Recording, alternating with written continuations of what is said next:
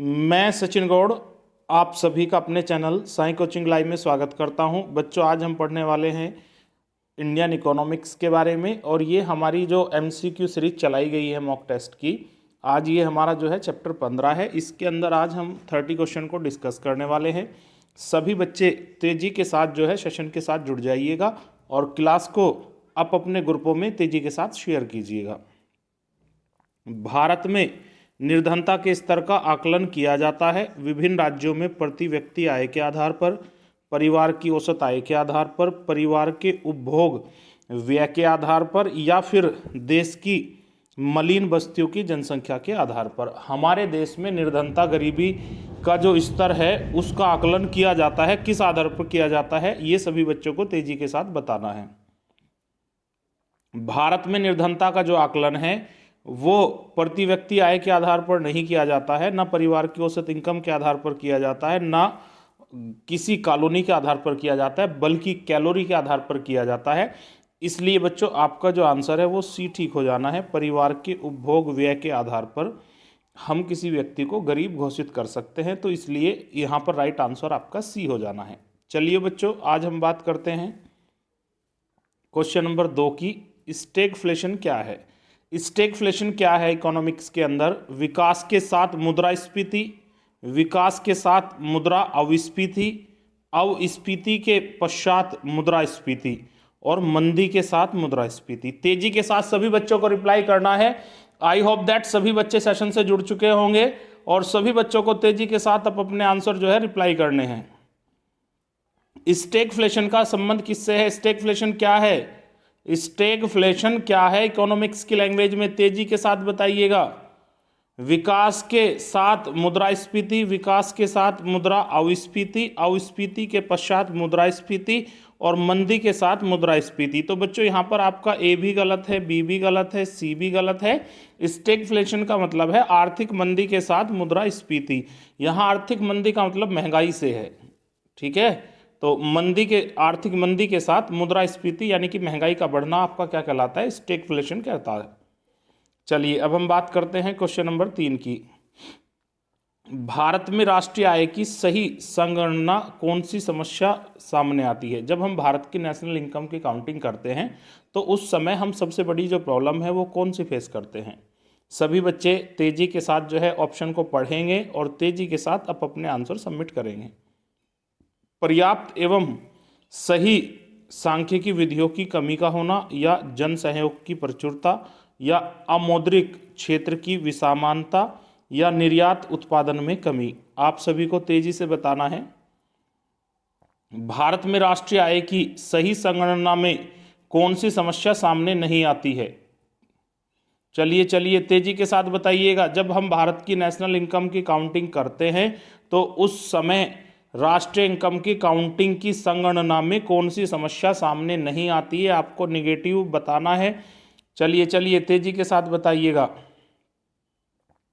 भारत के उत्पादन में कमी, ये वाला भी आपका क्या हो जाता है? यहाँ पर गलत हो जाता है। अमौद्रिक क्षेत्र की विषमानता, ये भी गलत हो जाता है। जन सहयोग की प्रचुरता, ये भी गलत हो जाता है। यहाँ पर बच्चों जो राइट आंसर है वो ए है, लेकिन ये ए निगेटिवली ठीक है। अगर हम पॉजिटिवली बात करते हैं, भारत में राष्ट्रीय आय की जो काउंटिंग है उस समय कौन सी समस्या हम लोग फेस करते हैं? जन सहयोग की समस्या को भी फेस करते हैं, अमौद्रिक क्षेत्र की विषमानता को भी फेस करते हैं, निर्यात उत्पादन में कमी को भी फेस करते हैं। जिस चीज़ को हम फेस नहीं करते, जिसमें हम सक्षम हैं, वो ये है पर्याप्त एवं सही सांख्यिकी विधियों की कमी। चलिए अब हम बात करते हैं अगले क्वेश्चन की। कैगा परमाणु संयंत्र कहाँ पर है? तो कैगा परमाणु जो विद्युत संयंत्र है भारत में कौन से राज्य में है? कर्नाटक में है, तमिलनाडु में है, गुजरात में है, राजस्थान में है। सभी बच्चों को तेजी के साथ रिप्लाई करना है। चलिए आपके पास 4 सेकंड है। उन्हीं 3 से 4 सेकंड के अंदर आप सभी को रिप्लाई करना है। कैगा परमाणु विद्युत जो प्लांट है ये आपका कहाँ पर है? तेजी के साथ बताइएगा सभी बच्चे। आपका यहाँ पर जो आंसर है राजस्थान गलत है, गुजरात भी गलत है और तमिलनाडु भी गलत है। कैगा परमाणु जो प्लांट है ये आपका कहाँ पर बनाया गया है? कर्नाटक पर। इसलिए बच्चों आपका ए ऑप्शन यहाँ पर पूर्ण रूप से क्या हो जाता है? सही हो जाता है। अब हम बात करते हैं क्वेश्चन नंबर 5 की। भारतीय रिजर्व बैंक के द्वारा मुद्रा आपूर्ति संगठकों में M1 से M4 तक जाने की जो तरलता की मात्रा है उसको क्या कहा जाता है? उसका जो संकेत है M1 से M4 की तरफ जाते हैं तो वो क्या है? घटती है, या फिर तरलता बढ़ती है, या फिर तरलता स्थिर रहती है, या इनमें से सभी संभव हैं। जब हम M1 से M4 की तरफ जाते हैं तो जो तरलता है वो आपकी घटती है बच्चों, इसलिए डी भी गलत है और सी भी गलत है और बी भी गलत है। आपको बस थोड़ा सा उल्टा याद रखना है, काउंटिंग के हिसाब से हम 1 से 4 की तरफ जा रहे हैं, लेकिन तरलता के हिसाब से आप इसको घटता हुआ कहोगे। M1 से M4 की तरफ चलते हैं तो तरलता क्या होती है? घटती है, यानी कि ए ऑप्शन आपका क्या है? सही। चलिए बच्चों, अब हम बात करते हैं आज के अगले क्वेश्चन की। ताला जल विद्युत परियोजना किस देश के साथ भारत की संयुक्त जल परियोजना है? तो आप सभी को बताना है कि ताला जल विद्युत परियोजना किन दो देशों के बीच में है। भारत का जो पार्टनर है इसमें कौन है? नेपाल है एक ऑप्शन, एक भूटान है, एक बांग्लादेश दिया गया है, एक पाकिस्तान दिया गया है। सभी बच्चों को तेजी के साथ जो है सेशन को जो है शेयर करना है और अपने सभी आंसर चैट बॉक्स में तेजी के साथ सभी बच्चे सबमिट कराएंगे। अटेंडेंस के रूप में कमेंट्स बॉक्स में सभी बच्चों को जय हिंद लिखना है। जो बच्चे सेशन से लेट जुड़े हैं वो अपनी अटेंडेंस भी देंगे जय हिंद लिखकर, और साथ ही साथ प्रत्येक क्वेश्चन का आंसर भी देंगे। ताला जल विद्युत परियोजना किस देश के साथ संयुक्त रूप से चालू की गई है? नेपाल एक ऑप्शन आपको दिया गया है, भूटान एक आपको दिया गया है, बांग्लादेश एक दिया गया है, पाकिस्तान। तो बच्चों यहाँ पर जो है नेपाल भी गलत है, बांग्लादेश भी गलत है, पाकिस्तान भी गलत है। ताला जल विद्युत परियोजना भारत और भूटान के बीच में है, तो मेरे बच्चों इसलिए यहाँ पर जो राइट आंसर है वो आपका कौन सा है? बी ठीक है। चलिए हम बढ़ते हैं आज के अगले क्वेश्चन की तरफ।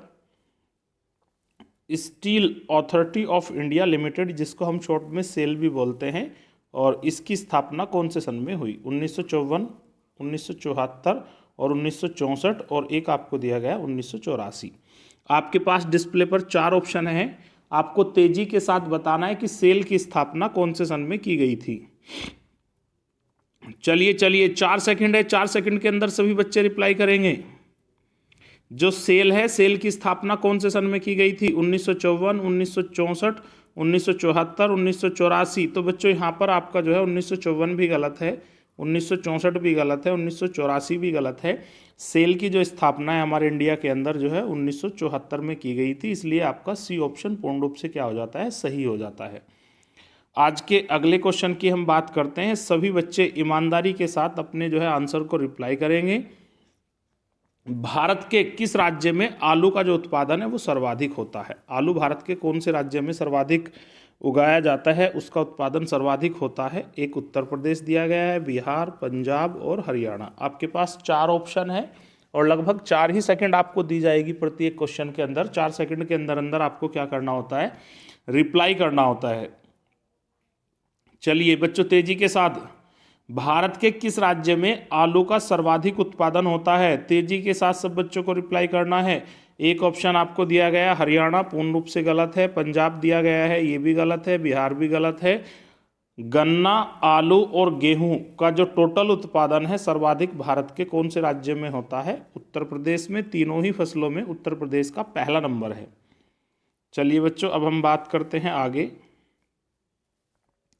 विश्व की सबसे बड़ी जो स्वर्ण रिफाइनरी है जिसका नाम है रैंड रिफाइनरी, ये किस देश में स्थित है? एक ऑप्शन बच्चों आपको दिया गया अमेरिका, एक दिया गया ऑस्ट्रेलिया, एक आपको दिया गया दक्षिण अफ्रीका और एक आपको दिया गया ब्रिटेन। सभी बच्चों को तेजी के साथ रिप्लाई करना है कि भारत की जो सबसे बड़ी वर्ल्ड की जो सबसे बड़ी जो स्वर्ण रिफाइनरी है वो कौन सी है? Rand refinery. लेकिन आपको बताना है लोकेटेड कहाँ पे है, ये कौन से देश के अंदर है। चलिए आपके पास 4 सेकंड है। तेजी के साथ सब बच्चों को रिप्लाई करना है। सेशन के साथ सब जुड़े रहिएगा। कल मैं देख रहा था कि बच्चे पहले तो सेशन के साथ जुड़ते हैं और 10 से 15 क्वेश्चन के अंदर बोर हो गए और तेजी के साथ सेशन को उन्होंने क्या कर दिया? लिफ्ट कर दिया। तो ये बहुत गलत बात है।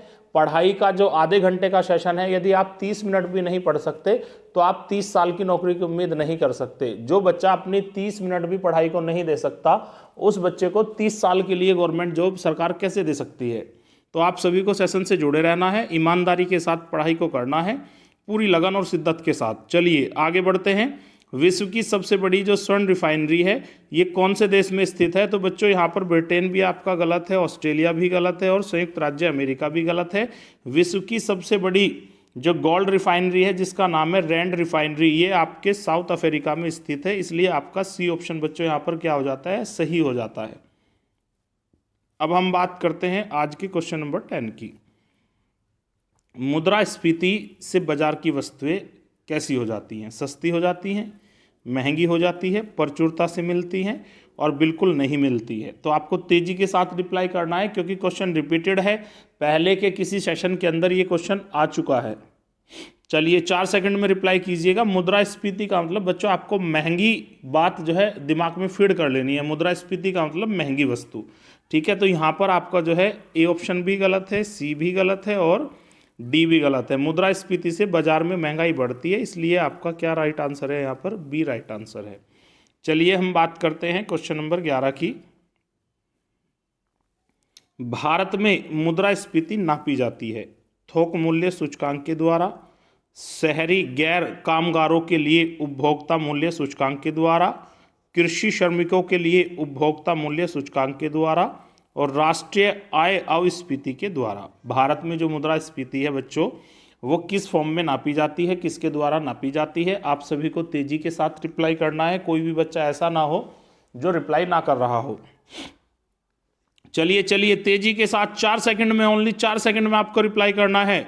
तो बच्चों यहाँ पर जो है राष्ट्रीय आय अस्फीति आपका गलत है, कृषि श्रमिकों के लिए उपभोक्ता मूल्य सूचकांक द्वारा ये भी गलत है, शहरी गैर कामगारों के लिए उपभोक्ता मूल्य सूचकांक के द्वारा। भारत में मुद्रास्फीति जो नापी जाती है वो किसके द्वारा नापी जाती है? थोक मूल्य सूचकांक के द्वारा। तो बच्चों आपका ए यहाँ पर क्या है? पूर्ण रूप से सही है। अब हम बात करते हैं अगले क्वेश्चन की। रावत भाटा परमाणु विद्युत संयंत्र कहाँ पर स्थित है? रावत भाटा परमाणु जो संयंत्र है ये भारत के कौन से राज्य में है? एक आपको कर्नाटक दिया गया है, एक तमिलनाडु, एक गुजरात और एक राजस्थान आपको दिया गया है। रावत भाटा परमाणु संयंत्र कहाँ पर है? तेजी के साथ बताइएगा। कैगा ऑलरेडी हम पढ़ चुके हैं, लेकिन रावत भाटा भी आपको बताना है। चलिए तेजी के साथ रिप्लाई कीजिएगा। बच्चों यहाँ पर कर्नाटक आपका गलत है, तमिलनाडु भी गलत है, गुजरात भी गलत है। रावत भाटा का संबंध राजस्थान से है। आप साउंड को भी थोड़ा सा मैच कर सकते हैं, कैगा कर्नाटक, रावत राजस्थान। तो आप थोड़ा सा लैंग्वेज को मैच कीजिएगा, दोनों आपको याद हो जाएंगे, ठीक है। आगे बढ़ते हैं क्वेश्चन नंबर 13 की तरफ। निम्नलिखित में से किस देश की अपनी सभी नाभिकीय ऊर्जा संयंत्रों को बंद करने की योजना है? ऐसा कौन सा देश है जो अपनी न्यूक्लियर पावर को जो है पूर्णतः जो है नष्ट कर देगा कुछ समय के बाद? तो एक ऑप्शन आपको दिया गया है ब्रिटेन, एक फ्रांस, एक जर्मनी और एक आपको दिया गया है जापान। तो 4 में से एक ऑप्शन आपका सही है, वो आपको तेजी के साथ बताना है। चलिए चलिए ऐसा कौन सा देश है जो अपनी न्यूक्लियर पावर को जो है धीरे धीरे खत्म कर देगा, बंद कर देगा अपने सभी प्लांट? तो बच्चों तेजी के साथ बताइएगा। ब्रिटेन यहाँ पर गलत है, फ्रांस भी गलत है, जापान भी गलत है, जर्मनी अपने यहाँ के सभी नाभिकीय ऊर्जा संयंत्र यानी कि प्लांटों को क्या करने वाला है? बंद करने वाला है। तो इसलिए बच्चों आपका सी ठीक हो जाना है। चलिए हम आगे बढ़ते हैं, थोड़ा सा सेशन को थोड़ा सा आगे लेके चलते हैं।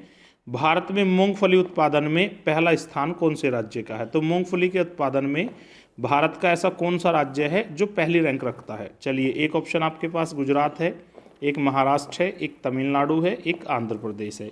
चलिए चलिए बच्चों सभी 4 सेकंड के अंदर रिप्लाई करेंगे, तेजी के साथ आपको रिप्लाई करना है।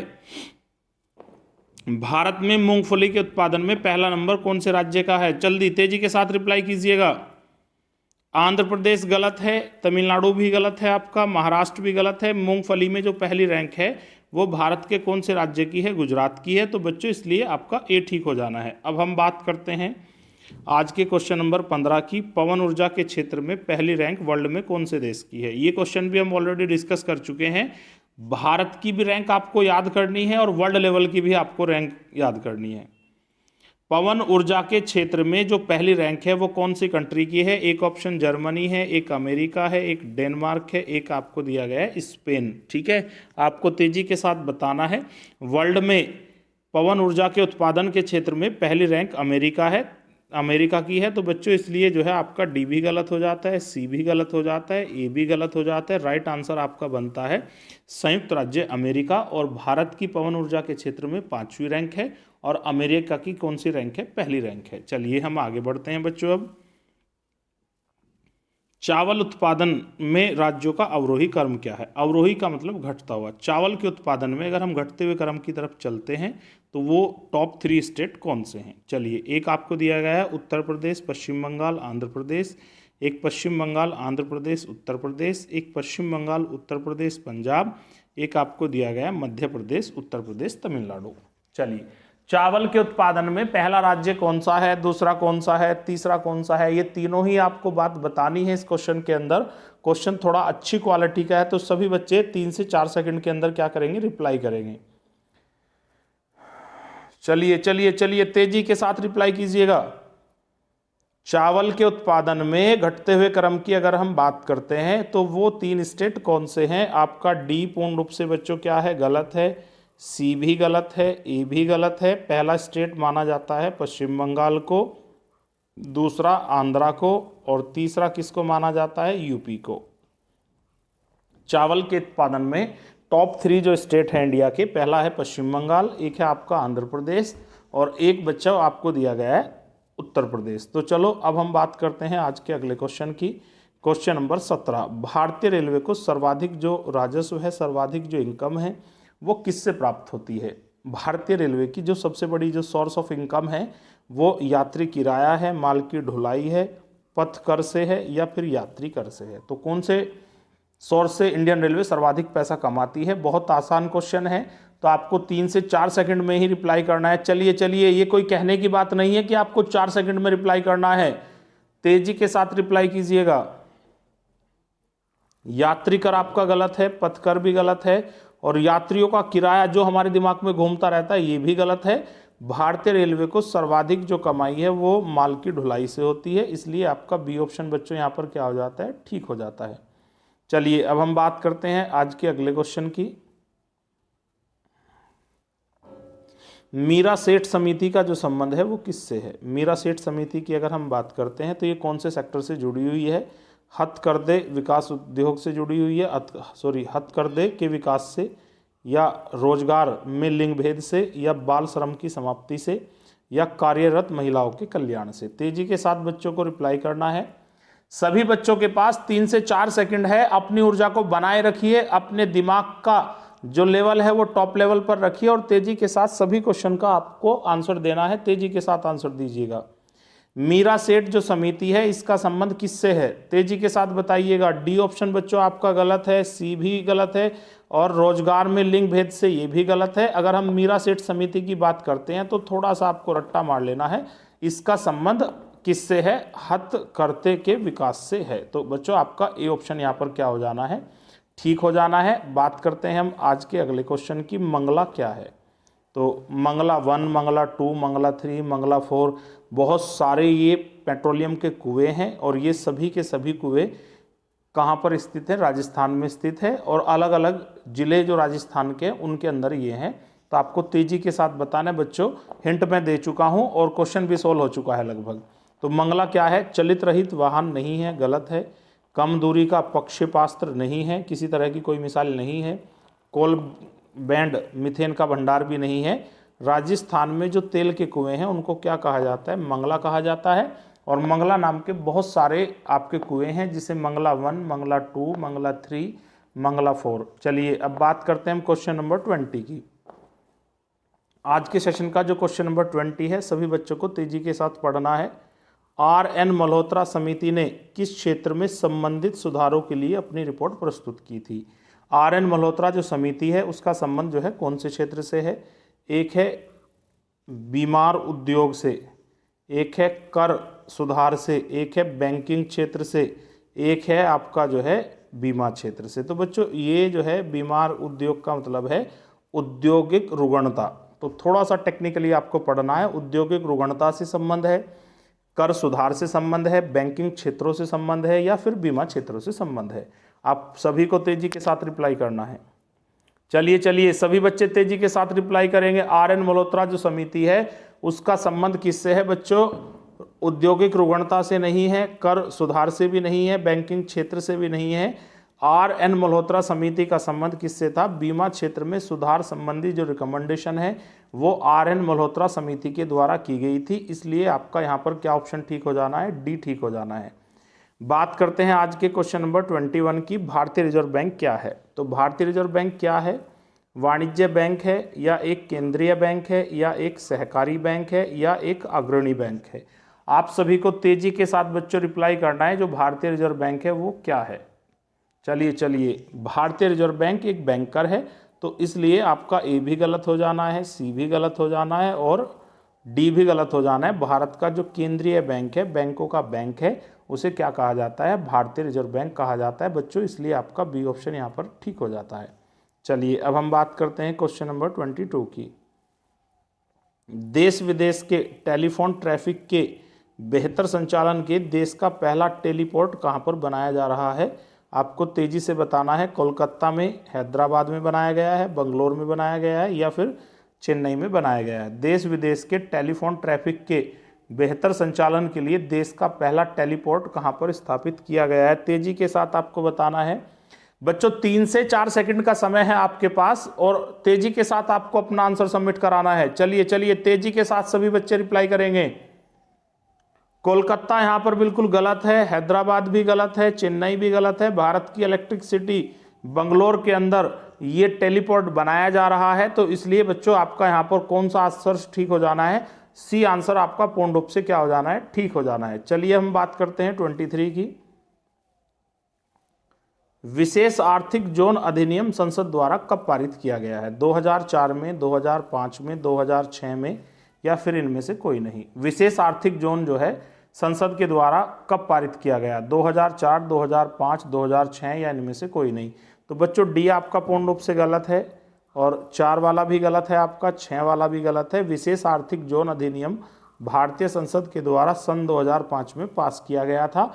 और अब हम बात करते हैं आज के अगले क्वेश्चन की, क्वेश्चन नंबर 24 की। मंगला वन जो कुआं है ये भारत में कहाँ पर है? मंगला वन जो तेल का कुआं है ये भारत के कौन से राज्य में स्थित है? एक ऑप्शन आपको दिया गया है गुजरात, एक दिया गया है राजस्थान, एक दिया गया है असम और एक दिया गया है महाराष्ट्र। चलिए सभी बच्चों को तेजी के साथ रिप्लाई करना है। 3 से 4 सेकंड के अंदर सभी के आंसर सबमिट हो जाने चाहिए और कोई भी बच्चा सेशन को बीच में छोड़कर नहीं भागेगा।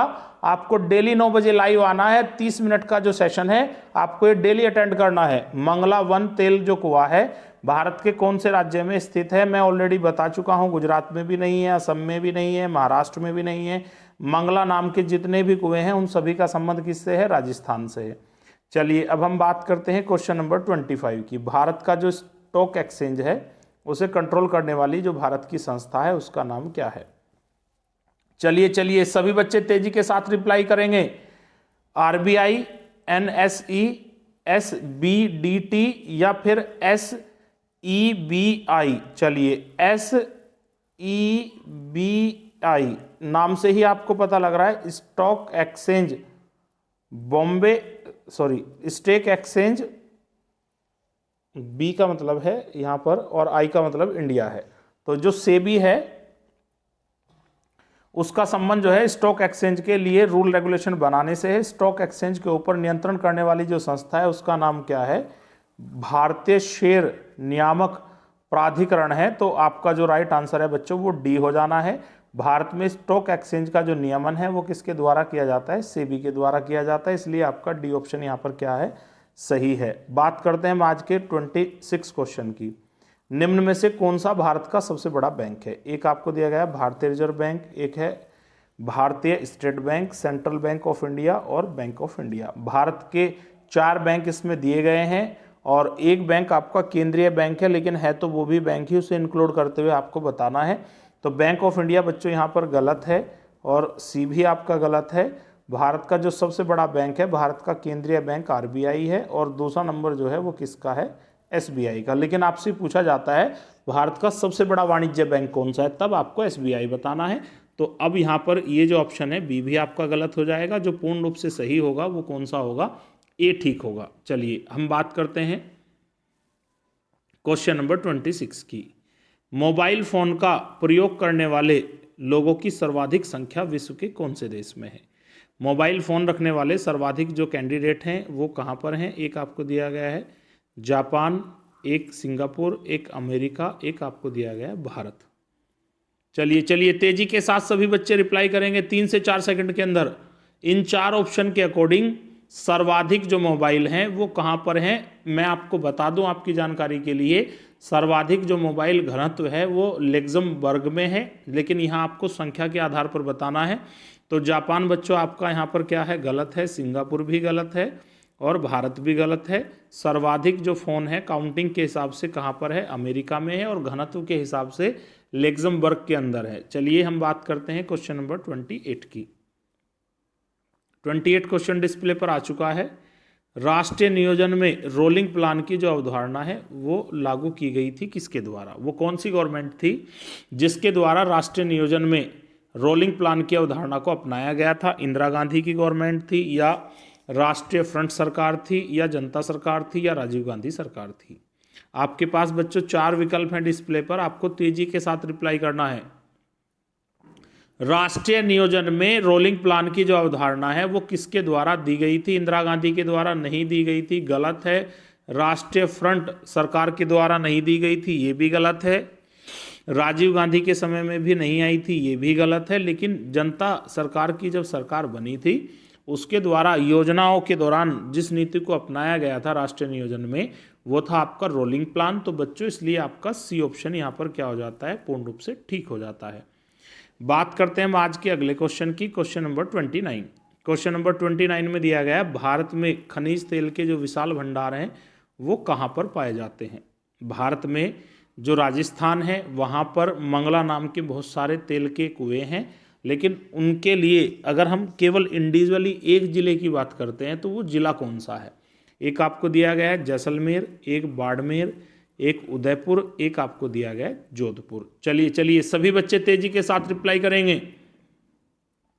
चलिए चलिए 4 सेकंड है सभी बच्चों के पास, उस 4 सेकंड के अंदर ही आपको रिप्लाई करना है कि राजस्थान में खनिज तेल के जो विशाल भंडार हैं वो सर्वाधिक कौन से जिले में पाए जाते हैं? जैसलमेर आपका बच्चों यहाँ पर गलत है, उदयपुर भी गलत है, जोधपुर भी गलत है। राजस्थान के बाड़मेर में खनिज तेल का जो विशाल भंडार है वो पाया गया है, तो इसलिए आपका बी ठीक हो जाना है। अब हम बात करते हैं आज के लास्ट क्वेश्चन की, क्वेश्चन नंबर 30 की।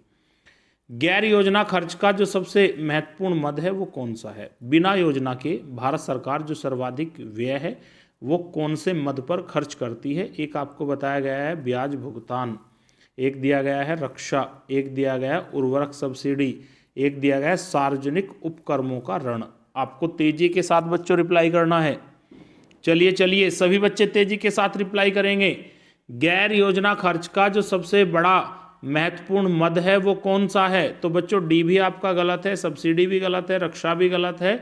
ब्याज भुगतान का सरकार को कोई आइडिया नहीं होता है, इसलिए उसे कभी भी पंचवर्षीय योजनाओं में शामिल नहीं किया जाता, न ही बजट में शामिल किया जाता है। तो गैर योजना का जो सबसे बड़ा खर्च है वो विदेशों से जो हमने ऋण लिया है उसके चुकाने में जो ब्याज जाएगा उसको इंक्लूड किया जाता है।